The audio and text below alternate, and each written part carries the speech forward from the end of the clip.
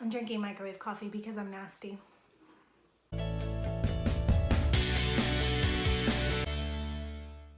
Hey guys, it's me, Olivia, and today I'm going to be talking to you about my most favorite thing ever, and that is angst, relationships, and books. If there is one thing that I fall hard for, it is that hate to love trope, and a lot of these books have it. It is one of my favorite things to read in books. I don't know why, I don't know where it comes from, deep inside my soul. But angst is something that I feel like could be described in several different ways, but the main way that I would describe it is kind of that relationship in a book that is heart-wrenching, that you can feel deep in the pit of your stomach when something is happening, and that's kind of what I've judged on these books, like, have you hurt me? So I felt like this was an appropriate video for Valentine's Day because who doesn't want to read about those love, steamy, heart-wrenching tropes on Valentine's Day? Also, before we start, I love my shirt more than life. Like, you wanted to see my Valentine? Here he is.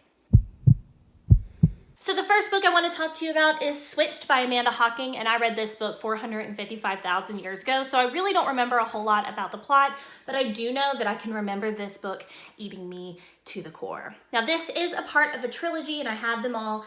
I feel like the first book kind of starts off strong with the angst, and it really has a strong continuation throughout the whole series. This book does have a lot of tropes, and it does have a lot of things that I feel like maybe could be like annoying to some, but I really just ate it all up. From what I remember, the story is about this girl named Wendy, and she has like been thought her whole life to be evil. Her mom like hated her and didn't want her and like felt like she was like a replacement, and it turns out that she was. Her mama knew. So this book is kind of like a fairy book in my opinion. It's not really about fairies, I don't think. It's more about like trolls or trills. I don't know, I can never say it. Like I call it trill, but that's probably not it. Like, is that it? But anywho, this story hurt me to the core, and the lovers in this book kind of shift throughout the series, but in the first book, I know that I felt it. Like, I felt it. The next book I want to talk to you about is a book called Sweet Evil by Wendy Higgins, and it has an atrocious cover. This story definitely has that forbidden love aspect that I die for. Like, this one is, oh, it's so good. I ate this entire series up in like a matter of a week. It just has that feeling that it's just hurting you, it's stabbing you in the heart. But this book is about a girl named Anna, and Anna is born with kind of like a sixth sense where she is able to see people's auras and see what people are kind of feeling in a way.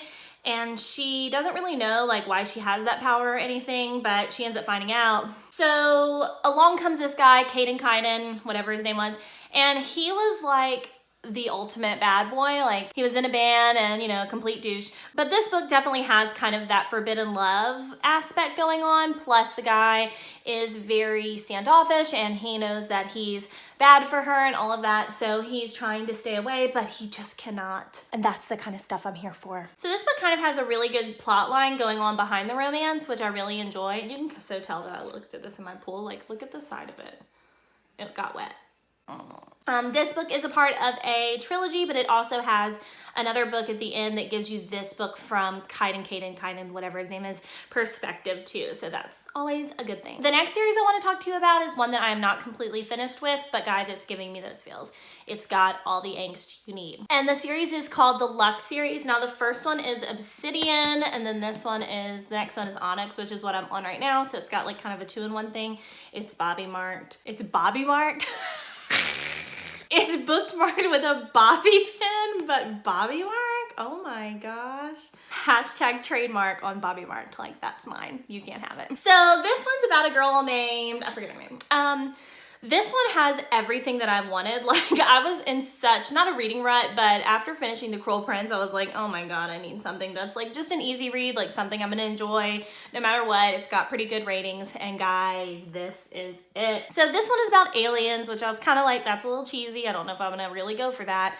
But the back and forth between these two characters, Katie and Damon, are just, it's hilarious. Like, it is so funny. Katie is not your average female YA character. She is in some ways, but she has like a very witty, sarcastic attitude, and I really relate to her like on a high level. She does have like that, oh, he's so hot, I don't know what to to do with myself sometimes, but majority of the time she's super witty and like very clear-headed. And then Damon is just the perfect bad guy. Like, he is sassy, he is tall, dark, and handsome, he is all of that stuff that, you know, everyone wants. At first, this book kind of reminded me of Twilight. It gave me some of those feels, but it is definitely not like that, and I highly recommend this one.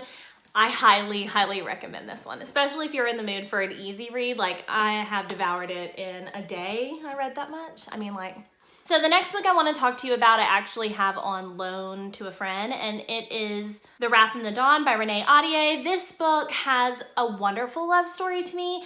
It has a great plot going on as well, but it also has like that big angsty relationship. Some of the lines between them are just so beautifully written, and Renee Ahdieh, like, she knows what's going on. She knows how to write. Whereas like the first three books I mentioned, I feel like kind of have a more juvenile writing style. This book has that next step up, that kind of 2018 poetic writing that we're seeing a lot of nowadays, where those have like an old 2010 kind of YA feel. This one is more, I think, suited to what is really coming out now. So very current YA kind of writing style. Kind of. But this story is a very forbidden kind of love story, very tortured boy in a very tortured soul kind of story, which I just love. And if you haven't read The Wrath and the Dawn, like, please go get on it. And I don't recommend the audiobook, which is very odd for me because I typically do enjoy the audiobook for most series. But for this one, I really feel like it's one you have to read and you have to be going through line by line yourself. So the next book I want to talk to you about is one that I haven't really talked a lot about on my channel. I don't think I've talked about too many of these on my channel. I think I haven't talked about Wrath and the Dawn. Moving on. But it is The Stolen Songbird. I read this story several years ago, but it has really stuck with me, and I kind of find myself comparing a lot of the books I read nowadays to it. It had such a great set of complex characters, and the characters not only all had very unique personalities, but it also had parts of this story that I felt like it was just unputdownable. It was just very fast paced. The plot was excellent. I couldn't find a lot of holes, which I feel like is always a great thing. Now, the premise of this story is that a girl is sold to the land of the trolls and has to marry their prince. It is trolls this time. I'm not confusing mispronunciations. What I really like about this story is that it does not contain any sort of insta-love. It does not have any sort of triangle or any sort of crazy stuff like that, whereas I feel like some of those books kind of do, even though I can appreciate them for what they are. This book doesn't fall into a lot of those YA tropes that a lot of books tend to, and the romance in this book is just so good. I tell you, I read this book in 2 sittings, and it was awesome. With all that being said, I do want to say that this story is a part of a trilogy, and I have not read the second or the third one.